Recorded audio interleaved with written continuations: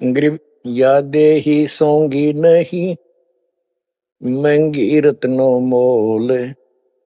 जय जाने तो राम जप, नहीं कुल कपाट न खोल। यादे ही मनुष्य शरीर इतना सस्ता नहीं है। युगों युगों अच्छे पुण्यों के कारण, धर्म भक्ति करने के कारण मानव शरीर प्राप्त होता है। ये बहुत कीमती है। इसको ऐसे बकवादों मत को, पर तो साधना नहीं करते, करते हैं तो ये शास्त्र विरुद्ध करते हो, ये सब गलत बताइए। गिर पर्वत डूंगर क्यों चढ़ो, बस्ती तो जो न गाम। बन बस्ती में एक सा, जाके हृदय राम। पर्वत डूंगर क्यों चढ़ो, कहीं जाने की आवश्यकता नहीं है। परमात्मा की सच्ची भक्ति अपने घर पर करो, कहीं भी करो, वो सच्ची भक्ति होनी चाहिए। ग्रीव सत्य पुरुष निर्गुण कला, सरगुण कल्प विनोद। ओहम सोहम से भिन्न अक्षर को सोद। परमात्मा कबीर जी की भक्ति करो। और ओम सोहम तो आपको बता ही रखा है, इससे भी अलग एक मंत्र है, उस मंत्र को विशेष दान से जाप करो। गिर बिना साड साडू नहीं, सुनो से आनी लोए। सारा बरस भादुआ, कारज सिद्ध ने होए। जैसे समय पर बारिश होती है तो उससे फसल अच्छी होती है, बगैर किसी समय के बारिश होती है तो उससे कोई लाभ नहीं होता। गरीब साध नदी और मेघ जल, कहीं कहीं है मौज। निंदत पापी मारी ये, जिन घर दौड़े फौज। गरीब दैत दल दरमल, असुर दल आसगे। मंडी मसाणों निसंग फिरे, जीवे जब लग जोखिम नहीं, मरा जब निसंक मरे। यानी सच्ची भक्ति, परमात्मा कबीर जी की सत साधना पूरे सतगुरु से लेकर जो साधना करता है भक्त भक्तमती बच्चे, वो कहते हैं मंडी मसाणों, शमशान घाटों पर, मंडियों पर जो लोग जहाँ पूजा बकवाद करते हैं और राक्षसों के झुंड, ये भूत प्रेत घूमते फिरते हैं, कि इन की निसंग फिरो, निर्भय होकर घूमो, जीव जब लग जोखिम नहीं, और मरो जब निसंक मरो, कि परवाह ना करना।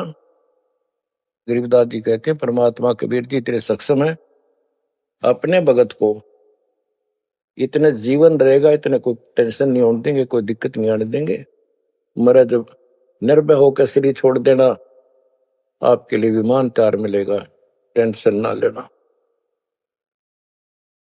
गरीब चंद्र सूर्य की आयु लग, जे जीव का रहे शरीर। सतगुर से भेटा नहीं तो अंत कीर का कीर।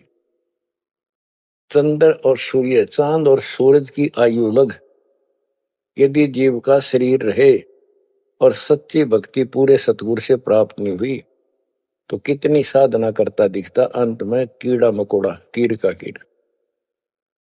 गरीब एक पलक जुग जीवना, जे सतगुरु भेटा होए। रोम रोम तारी लगे, सुरति सुहंगम पोए। कि एक पलक यानी कुछ समय के लिए भी सच्चे सतगुरु की आपने संगत सत्संग सुन लिया, तो धीरे धीरे आत्मा उसको कैच करती चली जाती है, रुचि बढ़ती चली जाती है, और फिर अंत में दीक्षा लेकर अपना कल्याण कराता है। गरीब डेरे डंड खुसरो हो, खुसरे लहन मोक्ष। ध्रुव प्रहलाद उधर गए तो डेरे में क्या दोष। जैसे गलत धारणाएं पैदा कर रखी है कि मोक्ष तो उसको प्राप्त होगा जो घर छोड़ जाएगा, जंगल में कठिन तपस्या करेगा, परिवार का मोह त्याग देगा और ब्रह्मचारी जीवन जिएगा। तो यहां गरीबदास जी स्पष्ट करते हैं कि डेरे डंड खुश रहो, ये खुश रे लहे ना मोक्ष। अपने घर पर रहो आराम से, यदि ब्रह्मचर्य का पालन करने मात्र से और जंगल में बैठ जाने से मोक्ष होता है, तो ये खुसरे इजड़े तो सारे पार हो जा। नहीं, ऐसा नहीं है।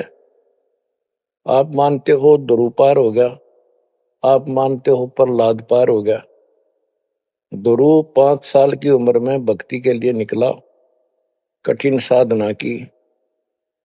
उनका विश्वास देखकर भगवान ने उनको दर्शन दिए।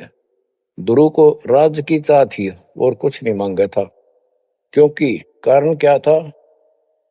उत्तानपाद राजा था और ध्रुव की माँ उसकी पत्नी थी, यानी राजा की रानी थी। उसको कोई संतान नहीं हुई, वृद्धावस्था हो गई थी, आधे से ज्यादा उम्र हो गई थी। तो उसकी ध्रुव की माँ सुनीति थी। सुनीति ने अपने घर जाके अपने माता पिता से अपनी छोटी बहन सुनीति राजा के लिए मांगा। कारण ये था कि एक दिन नारद जी आए। नारद जी ने बताया उस सुनीति को, ध्रुव की माँ को, कि राजा दूसरी शादी करे, उसके बाद आपको पुत्र पहले होगा, उसको बाद में होगा। वैसे संतान नहीं होगी, यह संयोग है।